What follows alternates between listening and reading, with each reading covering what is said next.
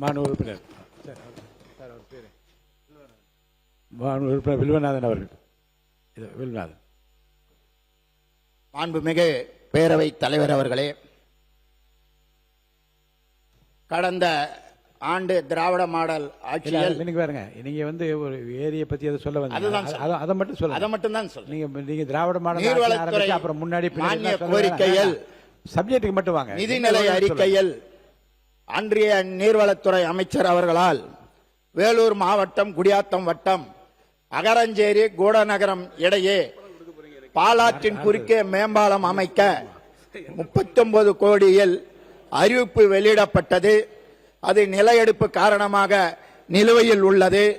எனவே அந்த திட்டம் விவசாயிகள், மாணவர்கள், வியாபாரிகள், பொதுமக்கள் மாவட்ட பிரிப்பின் போது திருப்பத்தூர் மாவட்டத்தில் இருந்து வேலூர் மாவட்டமாக பிரிக்கப்பட்ட காரணத்தினால் அந்த 5 பகுதி மக்கள்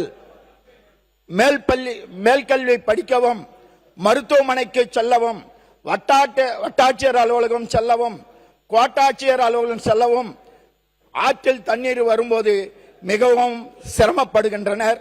அதனை இந்த நிதியாண்டில் எடுத்து செயல்படுத்தி தருமாறு மாண்புமிகு அமைச்சர் அவர்களை தங்கள் மூலமாக கேட்டுக்கொள்கின்றேன். அதே போன்று கொல்லமங்கலம், அதே வட்டம் குடியாத்தம் வட்டத்தில் கொல்லமங்கலம் தட்டாங்குட்டம் இடையே 6 கோடி மதிப்பீட்டிலும், பள்ளிக்குப்பம் செல்லக்குட்டி இடையே 6 கோடி மதிப்பீட்டிலும் விவசாயிகள் விளைவிக்கின்ற விளைபொருட்கள் அகரம் ஆற்றின் குறுக்கே தண்ணீர் வருவதால் எடுத்து செல்ல முடிவதில்லை. எனவே அதையும் அறிவிக்கப்பட்டுள்ளது நிதிநிலை அறிக்கையில். அதை இந்த நிதியாண்டில் தாங்கள் எடுத்து செயல்படுத்தி தர வேண்டும் என்று தங்கள் வாயிலாக கேட்டு அமர்கிறேன். உறுப்பினர் சக்கரபாணி அவர்கள். மாண்புமிகு பேரவைத் தலைவர்களே, மாண்புமிகு நீர்வளத்துறை அமைச்சர்களுக்கு எனது வேண்டுகோள். எங்களது ஒட்டத்தரம் தொகுதியில் பரப்பாளர் அணை என்பது ஒட்டத்தரத்திலிருந்து மலை மேலே இருக்கிறது. அந்த அணையை தூர்வாருவதற்கு அரசாணை வெளியிடப்பட்டிருக்கிறது. வனத்துறை, வருவாய்த்துறை, நீர்வளத்துறை அதிகாரிகள் பல கட்டங்களாக கூட்டத்தை நடத்தி அரசாணை வெளியிடப்பட்டிருக்கிறது. அந்த அணையை விரைவிலே தூர்வாருவதற்கு நீங்கள் நடவடிக்கை எடுக்க வேண்டும் என்று கேட்டுக்கொள்கிறேன். மாண்பு உறுப்பினர் எஸ் சேகர் அவர்கள்.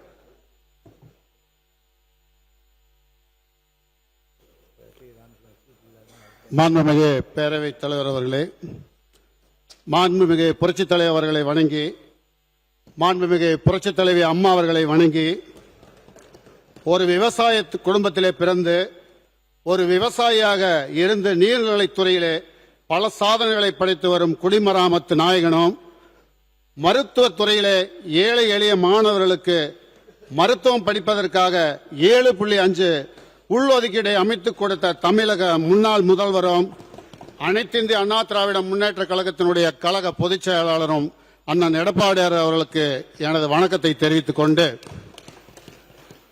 24 மணி நேரமும் தடையில்லா மின்சாரத்தை கொடுத்த எங்களுடைய மாவட்டத்தினுடைய முன்னாள் மின்சாரத்துறை அமைச்சரும் அண்ணன் தங்கமணி அவர்களுக்கு எனது வணக்கத்தை தெரிவித்துக் கொண்டு, என்னை 2வது முறையாக சட்டமன்றத்துக்கு அனுப்பி வைத்த பரமத்திவேலூர் சட்டமன்ற தொகுதி வாக்காளர் பெருமக்கள் அனைவருக்கும், அனைத்திந்திய அண்ணா திராவிட முன்னேற்ற கழகத்தினுடைய நிர்வாகிகளுக்கும் மற்றும் பாட்டாளி மக்கள் கட்சி, பாரதிய ஜனதா கட்சி மற்றும் ஏனைய கூட்டணி கட்சி நிர்வாகிகளுக்கும் எனது கோடான கோடி நன்றியை தெரிவித்துக் கொள்கிறேன்.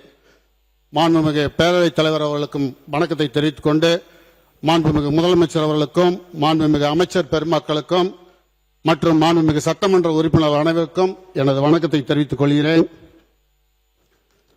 முதலில் எனது தொகுதியினுடைய கோரிக்கை, காவேரி ஆற்றில் வெள்ளப்பெருக்கம் மற்றும் நீர் அதிகமாக வரும் காலங்களில் உபரி நீரை கொண்டு காவேரி திருமணிமுத்தாறு இணைக்கும் திட்டத்தை இந்த அரசு கொண்டு வர வேண்டும்.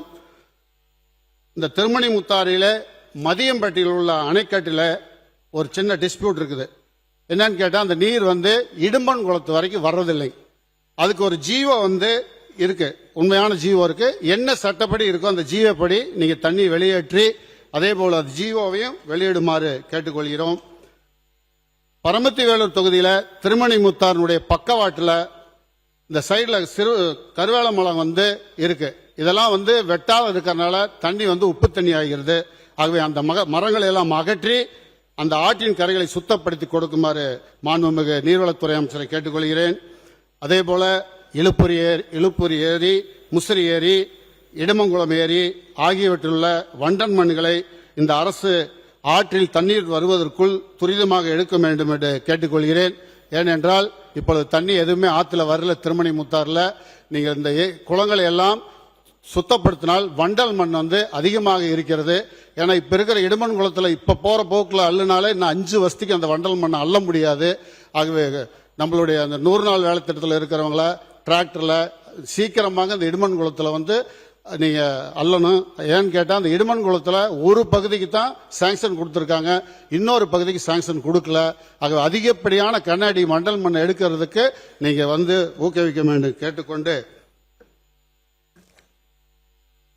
அதே போல எங்கள் பகுதியில் காவேரி ஆற்றின் குறுக்கே பிளிக்கப்பாளையம் முதல் கொடுமுடி வரம் காவேரி ஆற்றினுடைய உயர்மட்ட பாலம் கட்டுவதற்கு அண்ணன் எடப்பாடியார் அவர்கள் அறிவித்த திட்டம் கடந்த ஆட்சியிலே நடைமுறைப்படுத்தவில்லை. இந்த உயர்மட்ட பாலத்தை அமைத்துவிட்டால் 75 கிலோமீட்டர் சுற்றி வர அவசியம் இருக்காது, மிகவும் பயனடைவார்கள். ஆகவே இதனுடைய அவசியம் என்னவென்றால் இது வர்த்தகத்துக்கும் ரொம்ப பயனாக இருக்கும். மொடக்குறிச்சி எம்எல்ஏவுக்கும் இது கேட்டுக்கொண்டிருக்கிறார்கள். ஆகவே 2 தொகுதிகளுக்கு இது பயன்பாடாக இருக்கும் என்று இதை எண்ணி நெடுஞ்சாலைத்துறையிலே காவேரியினுடைய உயர்மட்ட பாலத்தை அமைக்குமாறு இந்த அரசை கேட்டுக்கொள்கிறேன்.